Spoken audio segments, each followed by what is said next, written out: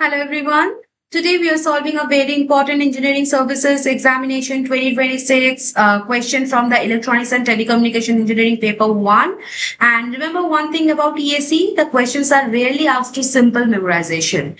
UPSC wants to check whether you understand the concept and can easily classify it logically. And if you write only names, you will get average marks. And if you explain the classification with the examples, you move towards full marks. And today's question is from the nanotechnology, which is a very important interdisciplinary topic because it connects the electronics, material science, physics, chemistry, and the semiconductor technology. Okay. So first, never answer before understanding the keyword. The keyword here is classify on the basis of different approaches. So notice the examiner is not asking the individual synthesis methods only. The examiner wants the approaches, and under each approach we should write suitable methods. So our answer should look like a classification tree rather than a random list. Okay. Now, what is a nanoparticle synthesis? Do you guys know that? Nanoparticle synthesis simply means producing particles whose size lies approximately between 1 nanometer and 100 nanometer. And at this tiny scale, materials show completely different electrical, optical, magnetic, and mechanical properties compared to their bulk form. So that is why the nanotechnology is revolutionary electronics. Okay. Now, remember the golden rule? There are two fundamental approaches for the nanoparticle synthesis. First is the top-down approach.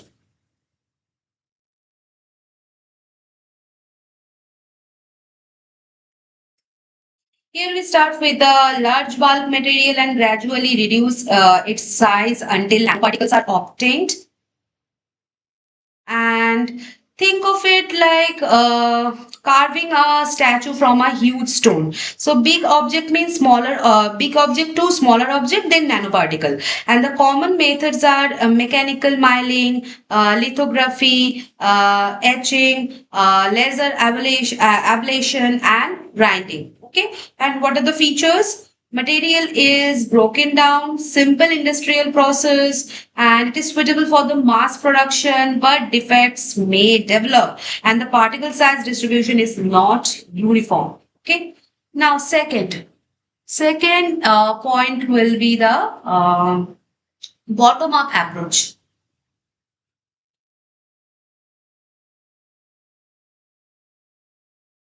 Look, here we do exactly the opposite. Instead of breaking a large material, we assemble atoms and molecules one by one. So think of building a house using the bricks like atoms to molecules, then clusters, then nanoparticles. And the common methods include like chemical vapor deposition, chemical reduction, hydrothermal synthesis, co-precipitation, and electrochemical synthesis, biological synthesis, self-assembly. Okay, and what are the features? Better control over the particle size, higher purity, fewer crystal defects, and uniform nanoparticles, and preferred for the advanced electronics and the semiconductor fabrication. Okay.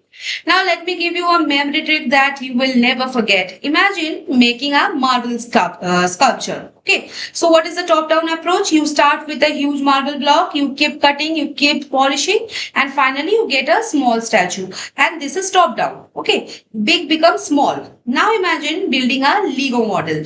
And you collect the tiny Lego blocks, join them together, finally a complete structure appears. So this is the bottom-up approach.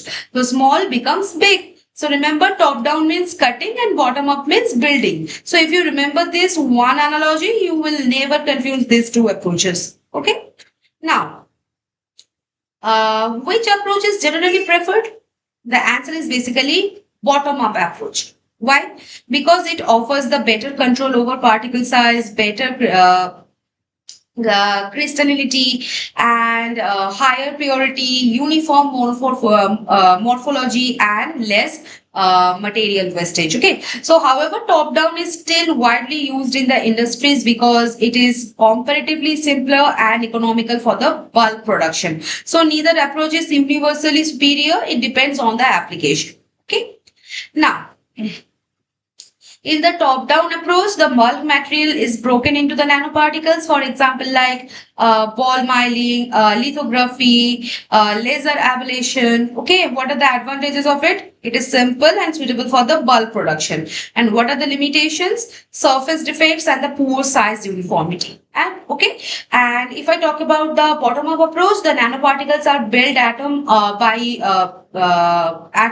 or molecule by molecule. Okay, for example, like chemical reduction, CBD, hydrothermal, co-precipitation, green synthesis, and what are the advantages of it? Better size control, high purity and the uniform particles, and the limitation is like more complex processing. Okay, and the modern semiconductor chips, quantum dots, biosensors, and the nanomedicine mostly rely on the bottom-up synthesis, while the top-down techniques dominate the microelectronics fabrication, like photolithography. Okay, so this is the thing, and this is how you can structure this type of answer. Okay, so see you in the next session. Bye bye.